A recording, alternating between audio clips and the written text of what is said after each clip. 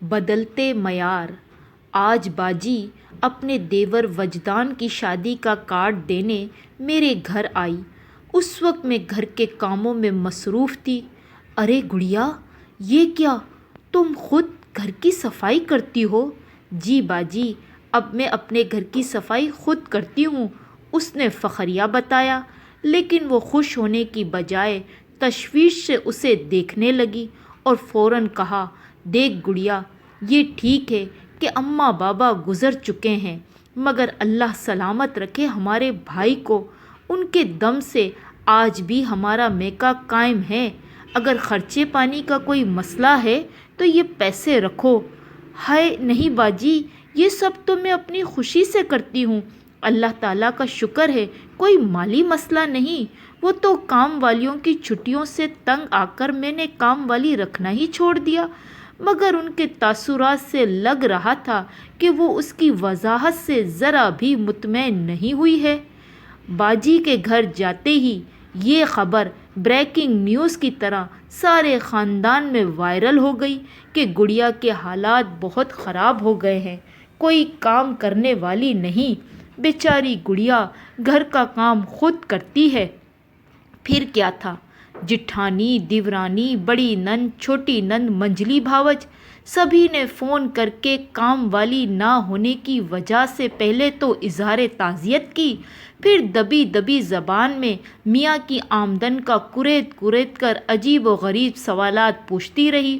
If, ہر کسی کو وضاحت دیتے ہوئے اب اسے بھی غصہ آ رہا تھا۔ خیر، وہاں سے فارغ ہونے کے بعد وہ کچن میں رات کا کھانا بنانے کے لیے گئی تو گڈو بھاگتا ہوا آیا۔ مما، ہم غریب ہو گئے ہیں، وہ فکر مندی سے بولا۔ خدا نخواستہ نہیں تو، تم اس طرح کیوں کہہ رہے ہو؟ وہ میرا دوست فہیم کہہ رہا تھا کہ تمہاری امی گھر کا کام اب خود کرتی ہے، انہوں نے کام والی کو ہٹا دیا ہے کیونکہ تم لوگوں کے پاس اب پیسے نہیں ہیں۔ اف اللہ، یہ لوگوں کی سوچ کو کیا ہو گیا ہے؟ ابھی تو گڈو کی بات سن کر حیران ہوئی بیٹھی تھی کہ گڈو کے ابو وقت سے پہلے ہی گھر آ گئے۔ یہ تم نے کیا تماشا لگا رکھا ہے؟ گھر کی صفائی خود کر کے کیا ثابت کرنا چاہتی ہو؟ کہ میں ایک صفائی کرنے والی افورڈ نہیں کر سکتا؟ میری عزت دو کوڑی کی کر کے رکھ دی ہے تم نے۔ میری صفائی خود کرنے سے آپ کی عزت میں کیسے کمی واقع ہو گئی؟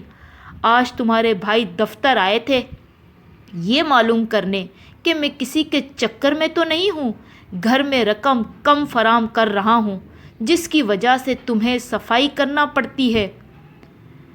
میں نے گڈو کے ابو کو سوری کہا اور وہ غصے سے بیڈ روم میں چلے گئے۔ آج بھی مجھے اچھی طرح یاد ہے کہ جب امی گھر کی صفائی خود کرتی تھی اور ہر آئے گئے سے محنت اور سلیقہ شاری کی داد پاتی تھی، اب تو الٹی گنگا بہہ رہی ہے۔ پہلے جن کاموں پہ فخر کیا جاتا تھا اب وہی کام کرنے پر شرمندگی، غربت اور ندامت کا باعث سمجھے جاتے ہیں۔